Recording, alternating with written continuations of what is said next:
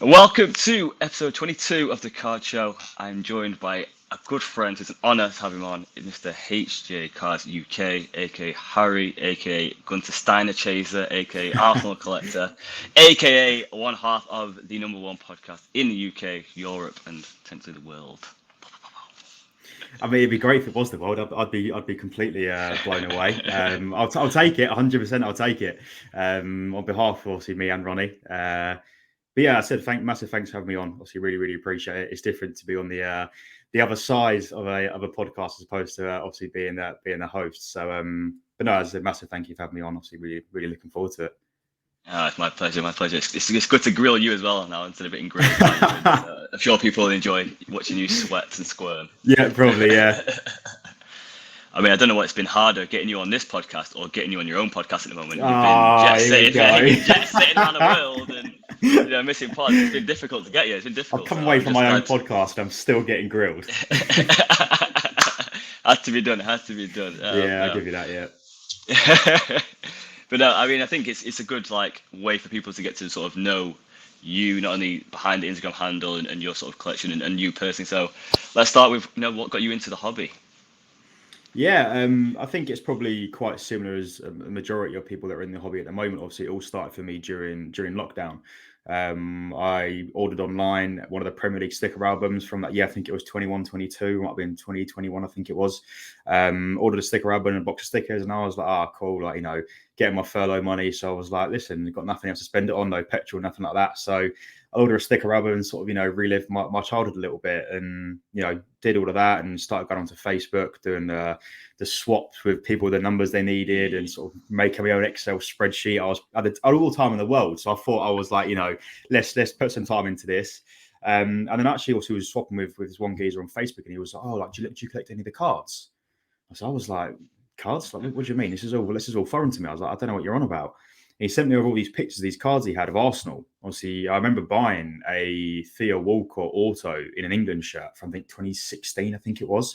And then the more and more I looked into it, the more and more I then found the whole of this hobby on Instagram and eBay and everything like that. And then also I met Smart Panini Cards, Jamie, did a deal with him on eBay.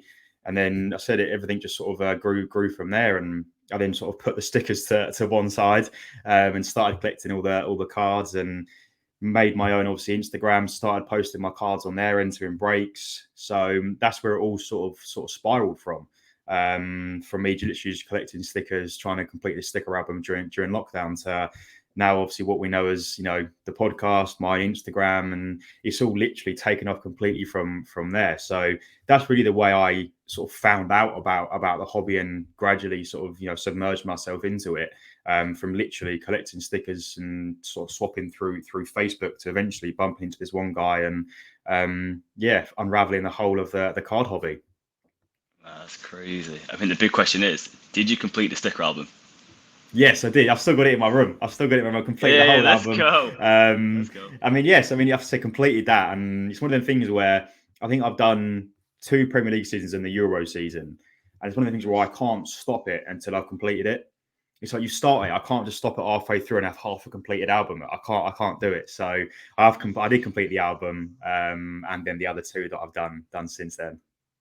That's cool. Did you collect stickers as a kid or not so much? Yeah, massively. I mean, from growing up, I was Match Attacks, Slam Attacks, the WWE ones. I see then all the sticker albums that come out, and I think maybe parents hated me the amount of money they spent on the stack of swaps I had that I couldn't put in because I already had 3 or 4 of them.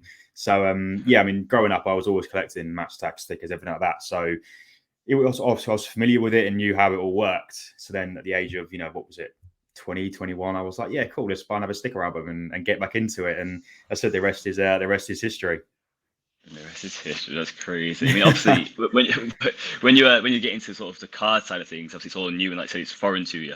You don't sort of know the decent sets or what sets that going to make money in the future. What sets are nice to collect. Did you sort of what mistakes did you make then, and sort of what do you sort of go for now when you're collecting or even investing sort of side of things? I think you're always going to make mistakes when you first start in the hobby in terms of entering into certain breaks that may not necessarily benefiting in sort of the return or buying certain cards for a ridiculous price, and after 2 weeks, they drop down again. So I think for me, it was like I met Ronnie quite early on in the hobby when I first started my account. I sort of went on a bit of a rampage and was following all these Arsenal pages, and people that obviously were posting quite a lot of followers, and also naturally just follow everybody that you come across. And I think I first started speaking to Ronnie and was just like generally speaking to multiple other people as well about the hobby, about sets, about cards, and buying loads of different cards. And I think the first mistake, I don't know if it's a mistake or not, but I just basically bought anything and everything. Like I'd buy a base card for £15 to stick it in a mag and thought it was like God's gift. And now it's like a base card is normally if you're into a break, base cards don't even ship.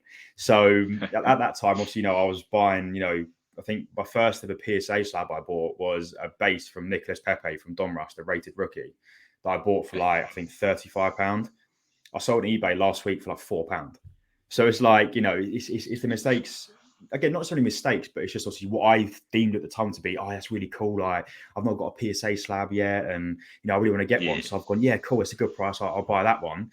And also then, Nicolas Pepe didn't really get too far with his Arsenal career. But in terms of products and stuff, I know I entered a couple of breaks. My first ever break was with BK in a random Donruss. I think I pulled Netherlands. I think I got. So again, it wasn't too disheartening. I was like, oh, cool. Netherlands are a pretty well-respected country, and I think I pulled like a rated rookie De Ligt, I think it was, in my first ever break. And then just started posting on Instagram, and just started getting familiar with some of the products, doing a bit of research into Prism and everything like that, and sort of figuring out what's what, watching YouTube videos. I know I remember coming across Card Collector 2, which probably most people probably did as well, Mojo, people like them, that I was like, oh, cool, these are wicked, and watching all these shows in the States. And, it's just, I'm not too familiar with the American sports like basketball, NBA, NFL. Like, I'm not too familiar with all of that. But for me, it was just the whole hobby and finding out everything about this hobby that I wasn't too familiar with. And then I guess trying to flip it into your football and sort of places like that where I was more clued up on. And then, it was just literally speaking to people, watching YouTube videos, researching sort of some of the products and understanding what the big cards were, and just understanding the market, the price for the market, what's what. And, obviously back then grading was quite uncommon to a degree. I mean, probably 95% of my collection was raw. I knew nothing about grading, or it wasn't that common in the UK. Whereas now, 95% of my collection is graded. I don't really have anything raw anymore. So it's incredible, the whole evolution of the hobby over the last 3 years in terms of how much it has completely evolved. But I guess there was a couple of mistakes I made. I mean, I look back now and think I don't really enter breaks anymore, because I'd rather invest that money into the card that I want to buy, as opposed to a break with a 50-50 chance of you hitting said card or a card that is worth of any value. So it's not a mistake, but I guess it's just over time I've really learned to put my money into specific cards as opposed to entering breaks. So I said, everyone makes a mistake or buys a card that they think's going to go up in value for £40, and after 2 years it's now worth a £5. So there's a lot of them mistakes that I'd made, but it was just about researching and I guess talking to anybody, everybody in the hobby, and just sort of discussing products and players and value of cards, and understanding the market as a whole that way. Yeah, again, I think you're not alone in that. I think a lot of people made that sort of error in their learning curve. I think everyone's had that same sort of learning curve. Yeah, especially how sort of the UK scene and the soccer card scene has grown this last few years. It's been sort of I always say like the rebirth. Obviously, we had this stuff, back in the day, and we've also obviously England have been very big with their sort of cigarette cards. So I can never sort of throw shade over there. That's been big in this culture for years. But to have this sort of new product, new cards, new people come into it, it has been sort of rebirth in sports cards. And again, like I said, not people will know about NFL, NBA. So having this and having this being here at the same time as the shows popping off, and then also we had breaks on Instagram, breaks on whatnot. It was massive learning curve for a lot of people, like I said, so entering breaks and just finding out about these products and having cards. So it's been great. Is there any cards that you sort of bought then, like any sort of products like maybe Score or Donruss, that now you don't buy at all? You sort of like, I'm a Prism guy, a select guy only sort of thing. Is there any sort of things you just sort of mainly go for now? I focus on. I don't think there was sort of any cards that I'd bought during the start of me coming into the hobby that again, I've then gone, nah, them products are not for me anymore. I think obviously Score, I bought a lot of packs from Score when they first were released into Smiths. I was like, cool, it's a product that we can now get our hands on within the UK at shops. So I guess everyone probably went a bit crazy for Score when it first came out.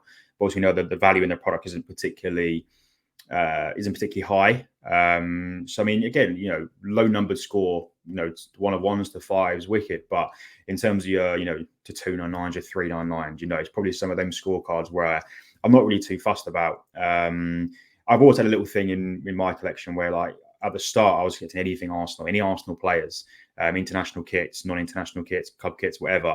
Whereas now, like, it has to be an Arsenal shirt. I can't buy a Declan Rice card in a West Ham kit or an England kit. It's one of those where I'm not particular, but it has to be in an Arsenal shirt for it to be sitting. I think the only card that I don't have in an Arsenal shirt is a Thomas Partey National Landmarks, obviously from the Road to Qatar.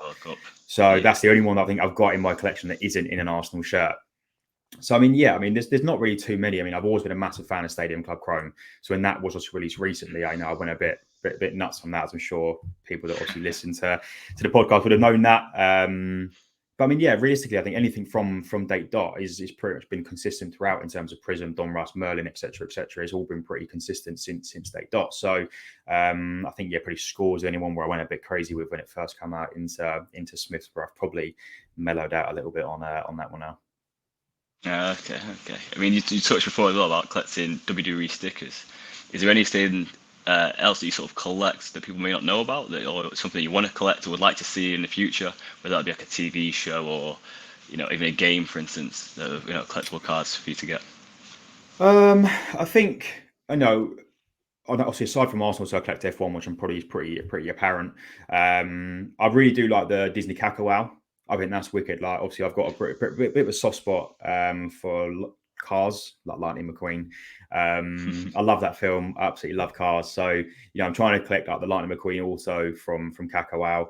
And again, obviously, a bit of a soft spot for Donald Duck. So I'm trying to collect the auto from that. But I mean, the prices of them are ridiculous and they're so hard to come by as well, particularly in the UK. So he's trying to have to find it on sort of US eBay or places like that. But I think in terms of anything that I'd want to see going forward in terms of like a movie or a game they can create cards of, obviously I love Harry Potter, but I know they've released a fair amount of obviously Harry Potter cards and sets, and obviously they released a Stranger Things. So I actually don't know is the answer to that. I don't know what sort of films or TV shows or series that it'd be really cool to bring out into a card scene. I'm trying to think as I'm talking in terms of what I've watched that'd be like, oh yeah, that's pretty cool to bring out. And also they say a lot in terms of like cricket or golf. I think, bringing out like a cricket or a golf set, or even like rugby. There's Rugby World Cup. And I don't know how popular it would be, but in terms of broadening the sports horizon, in America, they've literally got everything under the sun. You've got NBA, NFL, hockey, they've got all of these massive US sports out there, whereas predominantly in the UK, it literally is football. So, whether they release a cricket type set, a golf type set, a rugby, something like that, I think would be pretty different and pretty cool to see. I know we've just had the Rugby World Cup, so it's something on the lines of that maybe in the future. I don't know, but that would probably be something that it would be cool to see another. You've got football and F1 predominantly in the UK, so another sport to some degree. Imagine like a Gareth Bale rookie in a golf PGA Tour set. Like, it's just little things like that. We think that would be pretty cool to see. Yeah, I think you hit the nail on the head. I think you said the amount of sports, even with the other companies like Leaf who do the pickleball stuff, they do lacrosse sets. It's like they get such a sort of a limelight on it, whereas over in the UK we don't have a hockey set for us over here. We obviously had the tragedy recently in the British Hockey League. It's like they should have had these cards, these people, the British Basketball League. Like, if we can just start, it grows. Like I said, it grows a hobby incrementally. Like that extra 1% of having these people that go to British basketball games to collect their own players, their own idols, it just grows. Yeah, it grows so much, and again, it'd be great to see. Definitely. Yeah.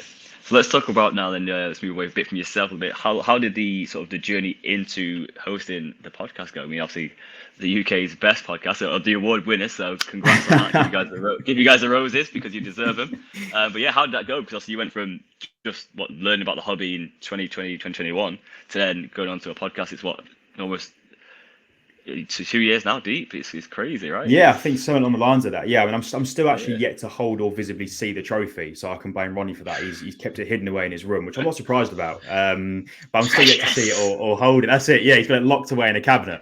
But I mean, no, literally, it was like, I think Ronnie put up a story. Obviously, a couple of episodes in, I'd listened to most of the episodes he put out. I thought, it's wicked what he's doing.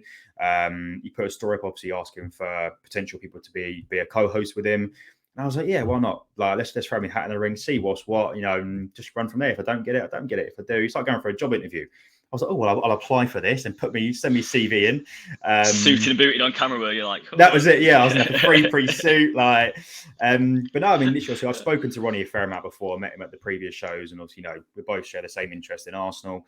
So we had a Zoom call. We chatted for ages about cards and what we collect and the hobby in general and stuff like that. And yeah, maybe about a week later, he messaged me and said, "Listen, mate, like, I'd love to have you as my co-host." And then it's literally been taken off from there. I mean, I can't obviously thank Ronnie enough for everything he's done and how much he's helped me obviously in the hobby since I've joined the podcast. But it is honestly so much fun. You're probably getting the same feeling now, obviously doing your own podcast, but it is so much fun hosting a podcast every week and speaking to different people from around the world. I mean, I know I'm like a part-time co-host at this point because I'm only on it every other weekend.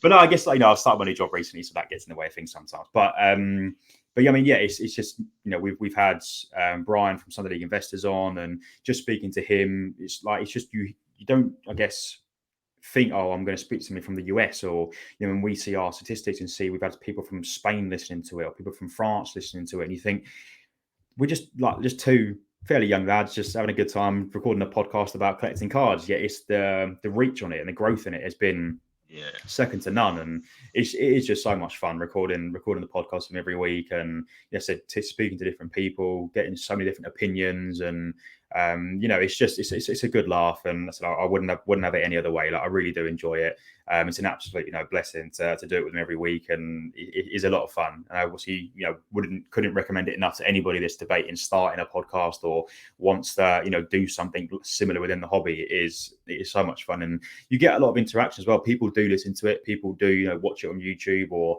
listen to it on Spotify or wherever that may be. And it's just if you can have that impact on one person or have an opinion on help somebody's hobby growth within whether that's one person, two people, three people, it's them people that you think, okay, it's worthwhile, and it means something that us doing this every week and spending a couple of hours every night, most nights, filming or creating or thinking of stuff we need to do or talk about, or what can we do next, and thinking of the next big thing. But yeah, it's a lot of fun, and I said, obviously, I can't recommend it enough to anybody that's wanting to start something similar.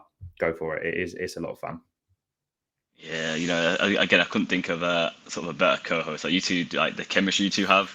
I think the friendship and the camaraderie you two have is, it obviously shows on screen, obviously, and on Spotify, and if you're hearing it, you just tell the banter, the connection you guys have, and it's cool to see. And like I said, big shout out to Ronnie because he does do a lot for the scene as well, in the UK. So big shout out to Ronnie for giving him his roses, definitely for sure. He's had enough roses. Yeah, serious. I give him loads on his class. That's Jesus. I know. Stop. No more roses now for him. No more.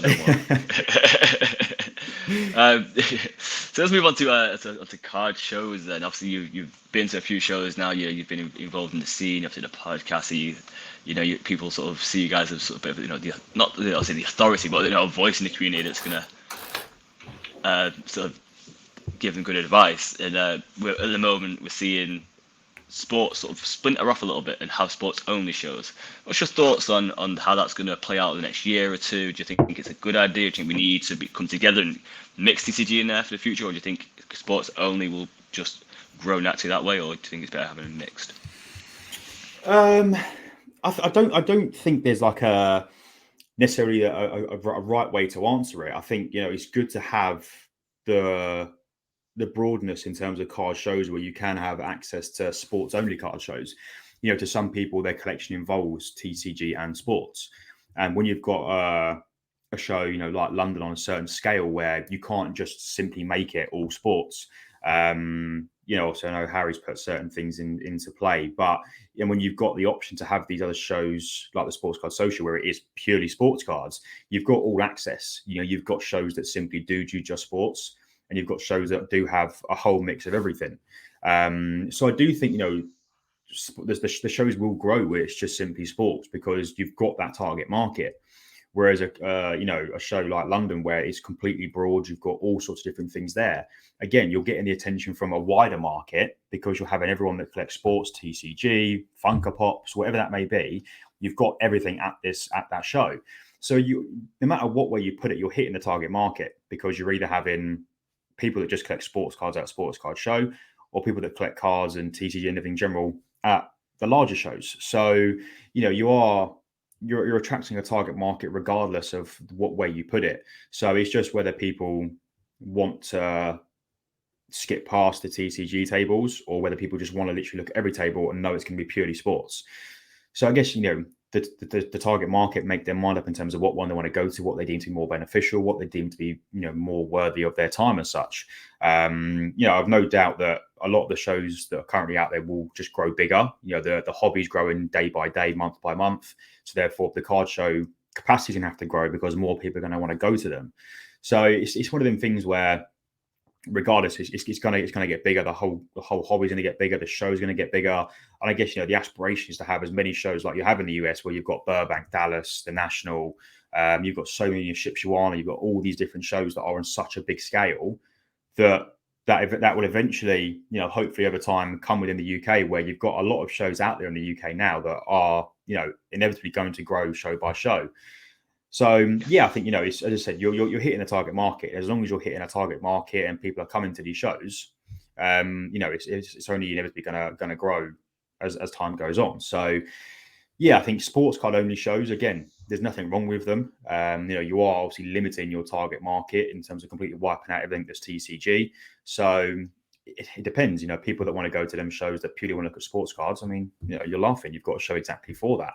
So yeah, I guess, as I said, time over time, these sports card shows will grow, and as will the card shows in general. So it's a matter of time, really. And I said, you're hitting your target market, so that's the main thing.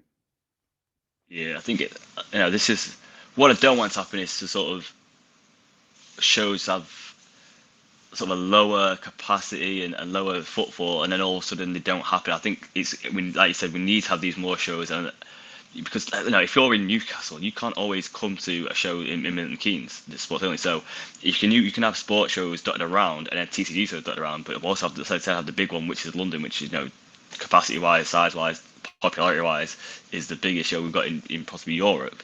Then that's gonna be the best way for it to grow. Because I think when I was someone who collected a million stickers as a kid, went into Pokemon in my teens because it was the thing to get, and then back into sports. So I think if you're a TCG kid now, maybe seeing sports at London Card Show in a few years' time, when you're 14, 15, 16, and sports a bit more heavy in your life than TCG maybe is, you might go, I remember seeing like De Bruyne autos at shows 4 years ago, 5 years ago, and keeps you gets you back into sports and gets you into sports, and it's a good way to sort of have that nostalgia feel to it as well. I think it's going to help the hobby in the long run. So I hope London always keeps doing what it does, and people still back London.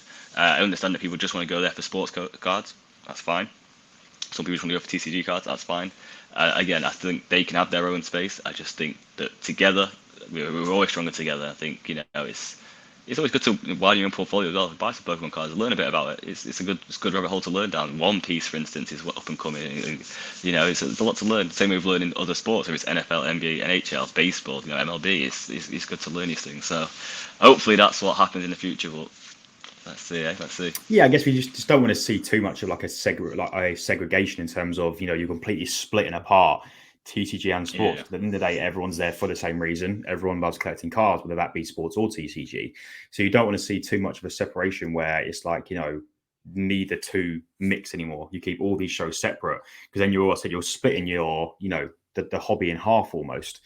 So I mean, the way it runs forward, obviously you can't help whatever shows want their target market to be, but you just don't want to see too much of a separation between the hobby, purely because there's 45% of tables are TCG and people aren't interested in that. But it's the flip on reverse as well. That if you go in there for TCG and you're all these sports card tables, it's like, okay, cool. Again, you've got half the room that you're not particularly interested in. So you just don't want to see too much of a segregation or too much of a separation in it. But like you say, the more people learn about the other parts of the hobby in terms of Pokemon or whatever that may be, the more everyone that congregates in the same area.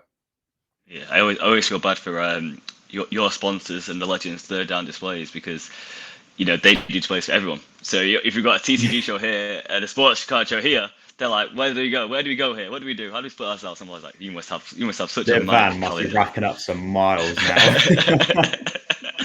Every other weekend they're either up north, down south. So I tell you, I'm glad they finally got a show on the doorstep, because I did feel bad for them. They were everywhere. They were with me most of the time. It was funny. I was like, yep, go to Scotland, okay, let's go. Oh, go down south, yep, let's go. But yeah, it's again, it's all part of the hobby, though, isn't it? You're traveling everywhere around the UK that you never thought you'd see, or obviously me and Harry, obviously London Card Show, Harry, also we went to Germany to go to the Cardvention. I mean, I sat in the card show and I was like, I never assumed me starting collecting stickers in my room during lockdown would me in Germany with Harry in a card show in Germany. It was nuts. But it's amazing where the hobby takes you, and what you end up situation you see yourself ending up in purely because you're in this hobby. And it's an amazing place to be, and you can see so many different things and go to so many different places you never thought you'd see purely from being within the hobby.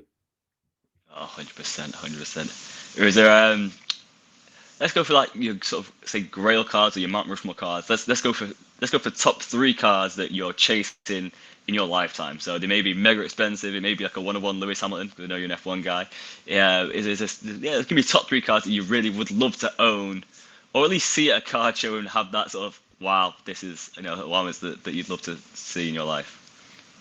So I can tell you 2. I've just got a picture one up here. I've got 2 straight away that I know I'd want to get. One of them obviously is the Saka Pitch Kings rookie from Chronicles. That's it. I was going to say Donruss. From Chronicles, obviously, is pretty much his predominantly his rookie card. I'd love to get out a PSA 10. I also know the prices of them have obviously quite increased, obviously over his recent performances. So I'd love to get my hands on one of those over time. And I know Ronnie has got a raw one that he's refusing to sell to me, so I'm getting up with him about that. But yeah, I'd love to get my hands on a PSA 10 of the Bukayo Saka rookie, Pitch Kings rookie. There is a Thierry Henry rookie sticker that it's very hard to get a high grade in it. It's been out, I think it's 1996 Panini foot. For those of you who don't know, it is the red one, obviously from when he was at Monaco. That obviously is. I'd love to get my hands on that. I think just that I'm going to say it, in a red slab mag. Obviously, there we go. I know it's taken me half hour to mention the slab mag. But yeah, I'd love to get my hands on one of those. It's probably any Arsenal collector's Grail card, and that's the only exception that I would make not to have Henry in an Arsenal shirt. Would be that obviously that his rookie sticker from when he was at Monaco. And then I think the third one, it will have to be the to 5 from Gunther Steiner flagship from 2021.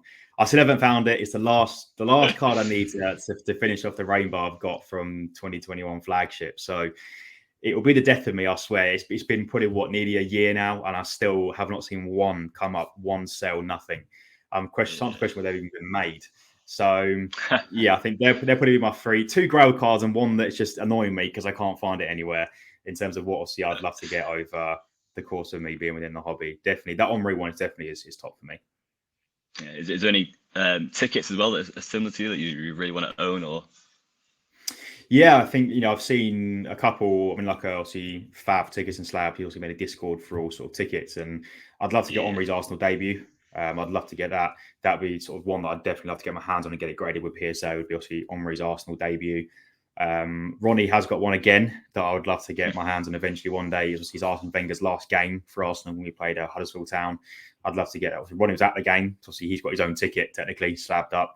So again, I'd love to get my hands on one of those. Obviously Arsene Wenger's last game, Henry's debut. And arguably, obviously, the Invincible season. I'd love to get the ticket from the last game where we won the Invincible season and went unbeaten. I'd love to get that. I think there's 3 tickets, arguably some of the most historic events, obviously, in the Arsenal history. Obviously, when Henry made his debut, Arsene Wenger's last game, and obviously when we did the Invincibles in 2003, 2004. Yeah. What I've got from this little bit about your Grails is you need to rob Ronnie. Just rob him. Yeah, Go in his probably house, 75% of everything I want Ronnie has. So it's basically I need to rob Ronnie's house or try and somehow sweeten him up a little bit to try and persuade him to sell me some of them. But it's not going to happen. It's not going to happen. You could tell him that I've been tapping him up to come on my podcast, and he might say, "I'll sell your side if you give me this." The threat of you leaving might be enough. Yeah, maybe it'll work. Maybe. If you could go back in time to one historical event to witness, what would it be? It could be anything from, a gladiator event in Rome to Muhammad Ali's Olympic Games. Jesse Owen. I think winning the Invincibles at White Hart Lane. Okay. It would have to be that. It would have to be. Winning it at White Hart Lane, it would just be unbelievable. Of all places, White Hart Lane and the Invincible season, it would have to be going back to that. That would be arguably one of the best ones. Or, I guess before my time, obviously winning the World Cup in 1966, obviously would have been a hell of obviously a place to be at the time, obviously where England won the World Cup. So I think they'd probably be top 2 for me, but definitely winning the Invincibles at White Hart Lane. Yeah, that's cool. And then let's go to the Prem. So the Prem, I want to give you a prediction for the top 4 and the bottom 3 this year. Oh God! If I had to pick, yeah, you do. It's a gun to your head. I think Luton are going to be in the bottom 3. Okay. I do. I don't think they've got the minerals to stay up in the Prem. I think the result they had against Liverpool last weekend was ridiculous to come away at home with a draw. But I don't think they're going to stay up. So I think bottom 3 for me is going to be Luton, Sheffield, and Burnley. I think the 3 that come up with the 3 that go down. I think they're going to be the 3 that will go back down. And in terms even with a potential points problem with Everton, maybe. Because obviously they might get. Yeah, I guess it depends. Obviously, if Everton have a points deduction, I mean, arguably City should as well, but we're not going to get into that. Obviously, obviously Everton, potentially if they have a points deduction, obviously they're going to go down. If that's the case, I think it'll be Luton and Burnley that will join them. Okay. I think it'll be the 3 of them if Everton have that points deduction. And in terms of the top 4, oh God. Realistically, I think City will win it again. I do. I think we need another season or 2 to really start fighting in terms of the squad depth. So I'll go the same 2 again. I think it'll be City will win it and we'll finish seconds. And then I'm not going to put Spurs in the top 4 because I cannot bring myself to do it. They will Spursy it again at some point this season. They will drop out. So I will go Liverpool 3rd. Ooh, okay. And Newcastle 4th. Ooh, okay. As much as I hate Newcastle from last weekend, don't even get me started. I think United aren't going to be up there. There's no way. Chelsea are already too far down to try and recover anything. So I think it will be City, Arsenal, Liverpool, and then either Newcastle or Spurs potentially. I don't want to say Spurs. I'm going to say Newcastle and Spurs 5th because I know Spurs will Spursy it again. But I think it'll definitely be City, Arsenal, Liverpool. It'll be either Newcastle or Spurs in 4th. Yeah. All right. Well, this is recorded now, so we've got it there. We can look back at it in the season. I'd bet this if I win this. I'll tell you, that'd be crazy. Let's go to the other passion. Let's say F1, and obviously there's a lot of talk of Perez maybe leaving. Red Bull not having him. Who would you like to have Max in the real world? And then let's talk about what we'd like in a fantasy world, like who we'd like to put where. So let's go with real world. Perez, Red Bull done with him. Who's taking spot, and where does Perez go?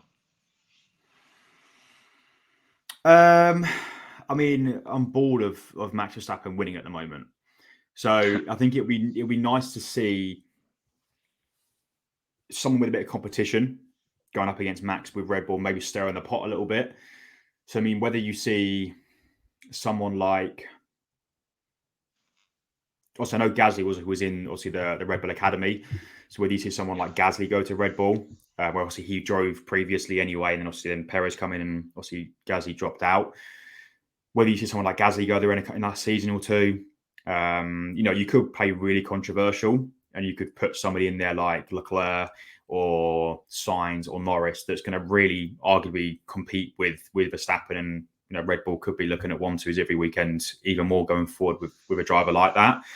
But I think in terms of realism, I think bringing Gasly back to Red Bull in a season or two where he's finding some momentum now after being Alpine for a little while would potentially be the next step for Gasly's career, and obviously to help Red Bull out. But in a dream world, you'd love to see someone like Leclerc or Norris that can really start fighting with Verstappen to win. Because at the moment it's just a whitewash and it's just getting a bit boring. Yeah, it's we had a good few races a couple of weeks ago, didn't we? And then it's sort of gone back to normal business as usual. Yeah, you're sort of now hoping for next year. It's like you miss it and you get on your phone. It's like, oh, Verstappen takes pole. You're like, yeah, shock. Or Verstappen wins the Brazilian Grand Prix. Like, yeah, cool. Like, no surprise there. I think it was weird, wasn't it? 'Cause at the beginning of the season, we had sort of Aston Martin, come out of nowhere and just be up there, and then even Perez was sort of challenging Max. He won a few races, and then next minute it was just like a 10 race Max just whitewash. Like I said, he winning sprint. And now obviously McLaren have climbed straight there. Norris is in on the podium. A couple of weekends now. Piastri as well. Yeah, Piastri as well. Piastri's doing really well. Yeah, Piastri, Norris, McLaren. So McLaren are coming out of nowhere, and Alonso's dropped down a little bit in terms of Aston Martin, where he was fighting towards the start of the season. So I think this it's a bit of a write-off now. Verstappen's won it. Yep, cool, fair play. Move on to next season, and hopefully, obviously Mercedes is my team, and Russell and Hamilton. So I'd love to see them fighting up again, obviously next season. But at the moment, Verstappen's just completely outplaying everybody, and whether arguably you could put Russell in the Red Bull and he'd win every race as well. So I don't know how much of that is the car as opposed to the driver, but yeah, it's just getting a bit boring at the moment, really, isn't it? I'd love to see Haas up there. My man Gunther on the podium. Do you know what I mean? I'd love to see Haas up there, but it just doesn't seem to be happening for them at the moment. Well, again, if Perez does leave Red Bull because they want to bring someone else in, does Perez go back to Haas? Yeah, potentially. Because let's face it, where else would? Because there hasn't been too many moves. I think obviously Mercedes is set, McLaren is set. I think unfortunately for you, I think Alpine is set. The French team, the French drivers, and they're pretty much set. Yeah. So then you got maybe you could go to AlphaTauri because obviously the whole Nick de Vries thing and Danny Rick and obviously Liam Lawson. It's all been a bit crazy. And Danny Rick had a great race last week. So would they want to take the risk? If not, Perez, I think he's too good to be out of F1. So if someone like Haas could say, we'll get rid of Hulkenberg or even Magnussen and taking Perez, you would. I would as Gunther. I'd say take him. But it'd be interesting to see. You've still got Mick Schumacher, obviously, and obviously a Mercedes reserve, and I know he's a bit of a liability in terms of how he was for Haas last season. Obviously, the amount of damage he caused for Haas on the cars. So where does he come back into the equation in terms of does he go back to Haas? Does he come to another team? Does he stay as Mercedes reserve driver? Where that's going to play out? But he's a bit of a liability at the moment, I think. Yeah. Well, how's your thoughts, or what's your thoughts on sort of expanding the grid of obviously Audi have had their talks? There's obviously the Andretti team coming in. Would you like to see more teams, more drivers on the grid, or are you happy where it is at the moment with 20 and 10 teams? I think you don't want it to end up being like NASCAR, where you've literally got hundreds of cars flying around the track.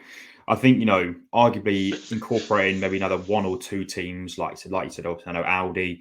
You incorporate another one or two teams, have 24 drivers max on the grid. You are obviously starting to have a bit more competition. There's a lot more places to fight for, and whether they then made top 12 get points as opposed to top 10, or whether they expand and say only top 10, but there's more points up for grabs. I don't know, but I think to incorporate another team, I said probably put Audi and maybe another two teams in there. It's not going to do the world of the world of bad. It's not going to have that much of an impact, but you've got more competition, more places to fight for. So. Yeah, I think I think Audi's pretty much set. I think now is it 2026? I think they're coming in. So yeah, I think it's going to be interesting in who goes to Audi. Does anyone go straight from the big teams to Audi to start there? Are they going to bring in drivers from F2 to start at Audi? Does Mick go to Audi when they come in? Who knows what's going to happen? But I think it's going to cause a bit of healthy competition to add a couple more, another team at least into the grid. Yeah, I think again, like you said, like we got a bit too bored of different stuff in win all the time. Also, you had two new teams that also like Andretti comes from such a rich racing history, and they're going to want to win. Audi aren't going to come there to make numbers; they're going to want to win. So, like you said, do Alston and Denise, does Lewis move to Audi for a massive payday and one last hurrah? To give him a great car. It's like they could put the cat amongst the pigeons, as they say, and really stir things up. Definitely. So I think it'd be nice to see. But yeah, I'm with you. I think 24, 12 teams would be nice. Top 12, and a bit more points. I just, like I said, just need that something, but extra fire in the team. We do need it, and also Ferrari need to help Charles out a bit as well. So because that would help. That would definitely help out what's going on with Verstappen. Jesus Christ, help. Definitely. Man, well, it's been a pleasure. I mean, obviously, I appreciate you spending this time on your day off as well. So I do appreciate it. So we'll wrap up there. So I'll let you get a crack on with your day. But no, I appreciate you coming on. Thank you very much for having me. It's been a pleasure. For sure, man. Make sure you're checking out HJ Cars UK on his socials, and obviously I know everyone is. But make sure you're following Top Loader Podcast on their socials. And yeah, until next time, guys. Peace.